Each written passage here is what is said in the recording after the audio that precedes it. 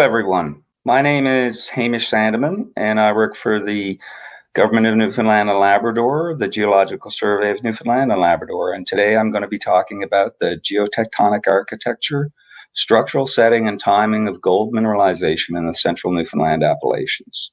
Thank you for attending today, the Newfound Gold June 1st to June 3rd virtual symposium. Really appreciate it. So now I'll just move into my talk. First of all, I'd just like to point out here that this is a view looking south from the Windowglass Hill deposit at Cape Ray. And that's a beautiful shot of a helicopter in the distance, a drill rig drilling the Windowglass Hill deposit, a student assistant, David Drover, my colleague James Conliffe, and Charles Gilman of Matador Mining.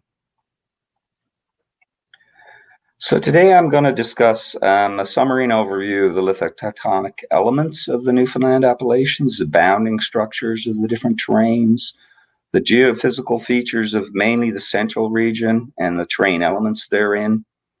I'm going to quickly go through the geotectonic evolution of the area, simplified. Overview of the magmatism and volcanism during the key gold events, geochronological constraints on gold mineralization and their host rocks, and I'll finish off with a few takeaway points. So for many of you, you may not realize, but Newfoundland, it's had a very long history of mining, in particular VMS-associated mineralization, copper and lead zinc. But gold has really been a pretty minimal byproduct, mainly prior to 1986, 1987.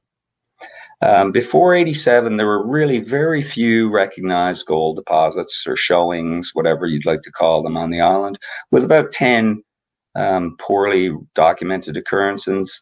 And this really existed from the turn of the century until about 1987. And it was only until the whole flow-through share structure in the late 1980s, market conditions and the price of metals initiated the discovery of many new showings in Newfoundland and Labrador. And in fact, many of the ones that are under investigation today were discovered at that time. And of course, many, but not all of those discoveries were largely attributed to a large land position and money expenditure by Noranda Exploration back in those days. So back in 1935, this is really the first documented map of gold areas in Newfoundland and Labrador. That's Snellgrove, A.K. Snellgrove, 1935. The dots are areas that he investigated himself. There are some triangles here and there, especially notice they're all along the coast. Those are other reported gold areas.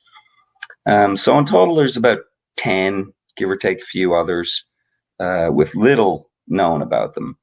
The oldest one, of course, is from the Sops Arm area here, and it was called the Browning Mine, which operated very briefly at about the turn of the century to 1930s, and maybe 100 ounces were mined from that. In 1962, Johnston reported on gold mineralized zones in Newfoundland, and if you look at the gold-only things that he reports on, there's still essentially only 10 gold-only related mineralized zones in Newfoundland and Labrador. On the right in red, I've put the more modern names for some of these showings. So you can see Sops Arm, the first one I mentioned, Browning Mine. Hope Brook is Chetwynd. That's the only actual mine, gold-only mine that operated before 1990 in Newfoundland and Labrador. And a few other places here. You can see one of them is a VMS deposit. There's always been a focus on VMS in Western Newfoundland in particular.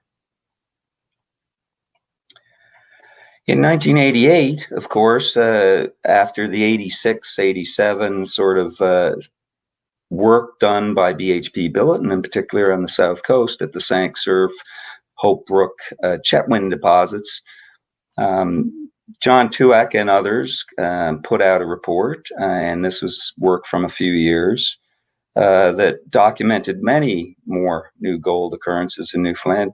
Some of them, in particular, Hope Brook and Chetwynd down here on the south coast, are associated with significantly Ordovician or older rocks, essentially, Precambrian rocks of the Avalon zone. And there are a number of other gold showings on the Avalon Peninsula I'll show you briefly later, but I'm not going to discuss about those more. So essentially, central Newfoundland and western Newfoundland, there were most of the gold associated mineralization was recognized on the Bayvert Peninsula and also in the Sopsarm area, plus some in central Newfoundland. And for today, you really just need to go and spend some time on our GeoAtlas to look at many of these auriferous zones. But the point to take away from all this is that there's really, although there's been some discovered since that late 1980s, early 1990s rush, there's been really relatively few new discoveries, and very few have been sufficiently explored. And this is just for your interest, a slab shot of the Jacqueline main vein at the Golden Promise Prospect or Jacqueline Prospect, and beautiful quartz textures there. Okay, so just an overview of the simplified geology of the island. We have a number of tectonic zones defined by Hank Williams and co-workers in the 80s. And that's a Humber zone, the Dunnage zone, divided into Western Notre Dame subzone and Eastern Exploits subzone, the Gander zone, and the Avalon zone. Those are the four main lithostratigraphic or lithotectonic zones on the island. And they are, of course, bounded by these large-scale faults labeled here: the Deucers Valley Fault System, the Cabot Fault System, the Bayvert-Brompton Line, the Red Indian Line, the Dog Bay Line, the Grub Line, and the Dover Fault. And I'll be discussing those again briefly here now. The important thing is, for gold mineralization, are these rocks in sort of this horrible faded pink and orange color, because these are the Siluro-Devonian rocks that are common in Newfoundland.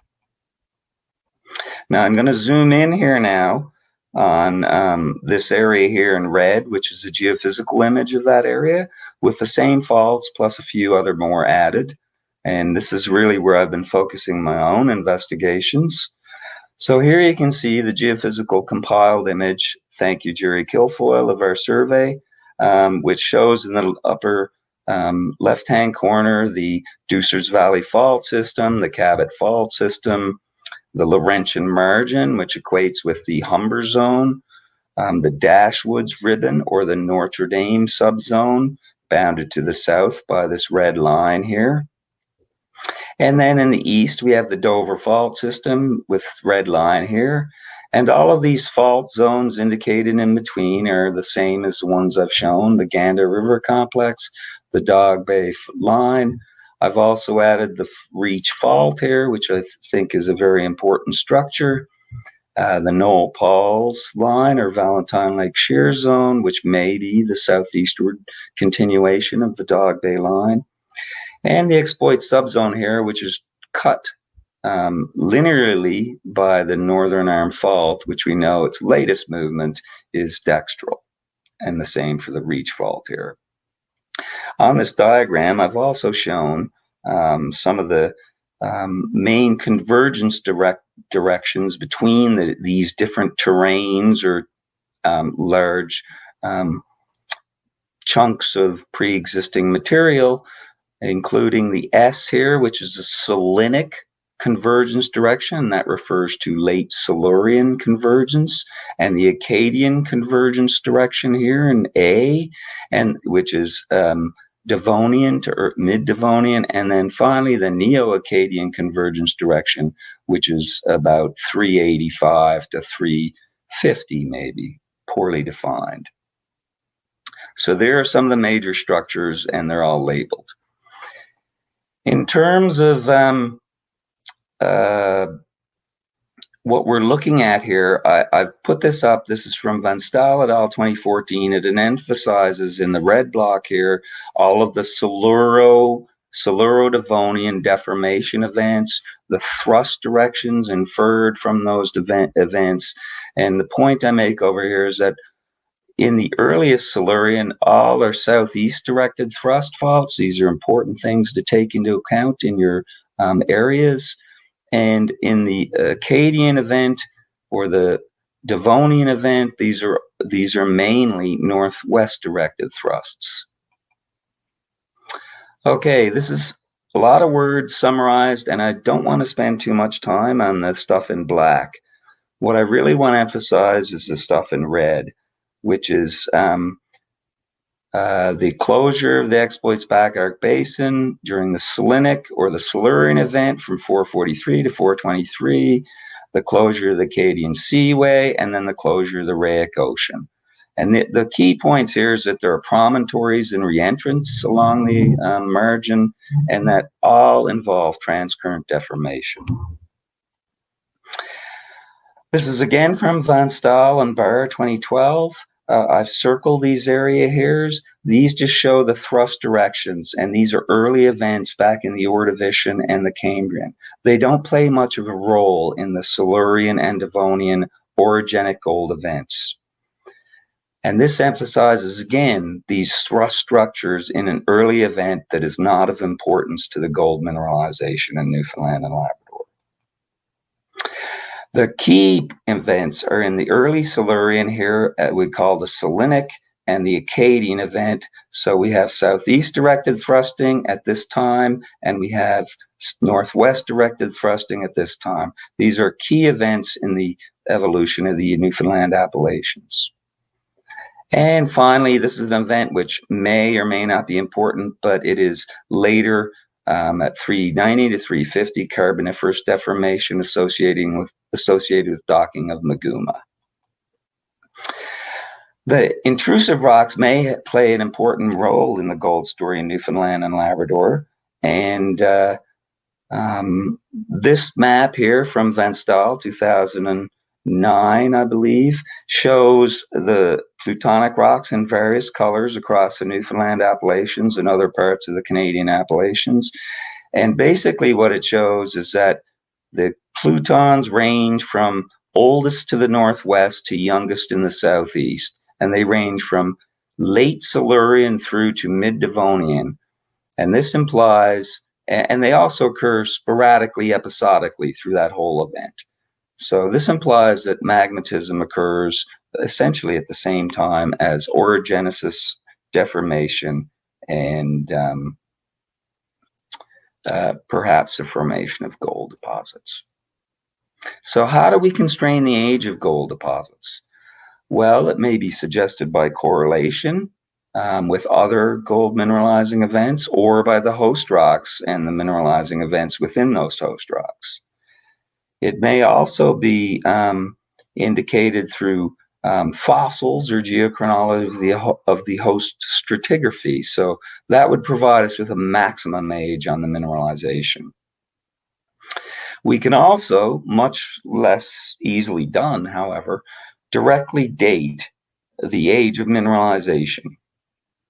And in order to do that, we need to use certain systems like uranium-lead geochronology, argon-argon geochronology, or rhenium-osmium geochronology. But these different methods are all dependent upon the types of minerals that the host mineral, the gold mineralization contains.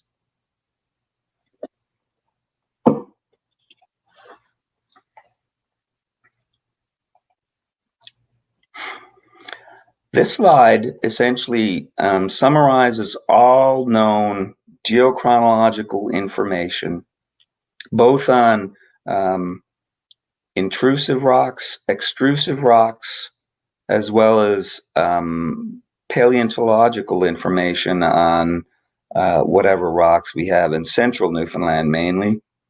It extends from the west, from some of the deposits on the Beaver Peninsula, to the east, to some of the deposits just east of the Dog Bay line.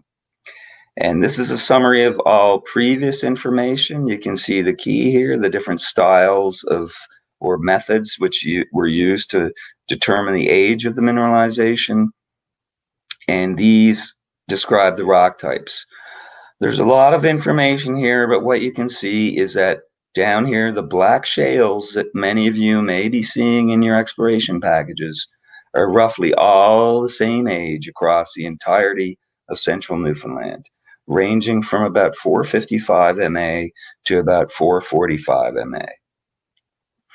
The really key thing here is that all of the Silurian volcanic and sedimentary rocks and intrusive rocks vary from west to from about 435 to east to about 408. And outlined here, I have the Fogo batholith, the Mount Peyton batholith, the intrusions in Dog Bay, and the Hodges Hill batholith here. Also on this diagram, I've presented information of our best estimates on the right-hand side of the age of orogenesis in central Newfoundland. And these are based on Van Stalenbaer 2012 and a number of other papers, and give the best age estimates for these ranges. I've also added this interorogenic extension event, which is based largely on the work of a colleague, Ian Hansberger, who has a paper in review right now. A lot of these ages in here are his, and there's a clear period between what we call the Selenic orogenic event here in the Silurian and the Acadian orogenic event in pink here in the Devonian. There's a period of extension, and that plays a huge role for gold mineralization in Newfoundland. Here's what we know in terms of spatial information for gold mineralization. There's way too much to get into, but largely the majority of ones in the western area here are either Silurian, late Silurian in age, such as those in Anaconda Mining mine plan, or the old Richmont mine here, Nugget Pond. They're late Silurian, or they range down to, for instance, data in publication stage, Leprechaun Pond, i.e. Valentine Lake, 410, Antler,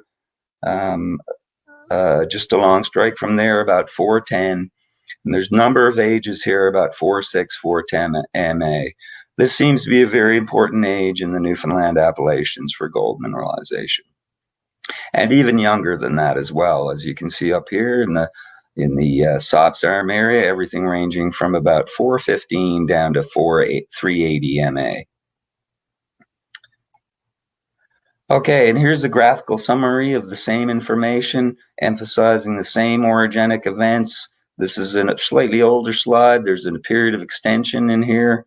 We know that right now, that overlaps some of this mineralization. But again, these are displayed in terms of zones or areas.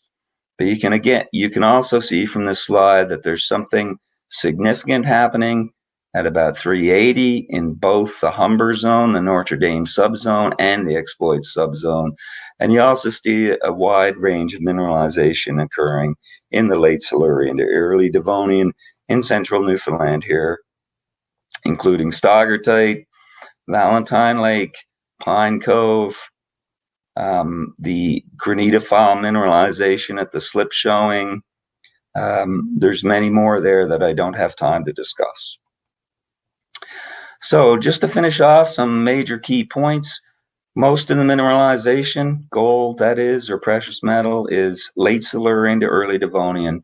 It's associated with Selenic to Acadian, so that's Siluro, late Silurian, right the way through to middle Devonian deformation and orogenesis. Most of the deposits occur near major fault zones and splays, and most of these faults must be reutilized through time. Deformation is associated with transpression, both sinistral and dextral. As I mentioned, these orogenic events occur in rapid succession. but they are separated by a 6 to 8 million year period of extension and deposition of the Siluro-Devonian volcano sedimentary basins. These basins were then inverted and closed. And again, there's a whole bunch of things here on this, which most people probably know. Mineralization requires vein style, commonly, which requires brittle ductile conditions, and you need to make space. And that can only happen during faulting and tectonic adjustments and earthquakes. So that's orogenesis and thickening and competency between different units. Immediate differences in competency contrast is important. Is preceded and succeeded by the intrusive and extrusive activity that I mentioned. And the entire Appalachians west of the Dover Fault have been affected by these events. I'd also point out that the Avalonia, the Avalonian craton must also have been affected by Akkadian and Neo-Akkadian events. And finally, these are not just simple orogenic gold systems and member systems. They all have different characteristics, host rocks, alteration phases, etc. And my final posed question might be to ask, is there more mineralization that we know of in the Gander zone and perhaps the Humber zone? I'd like to thank all of my fabulous assistants throughout the years. They were wonderful and very helpful. And to finish off, here's a slide of salient references and more available upon request. Thank you.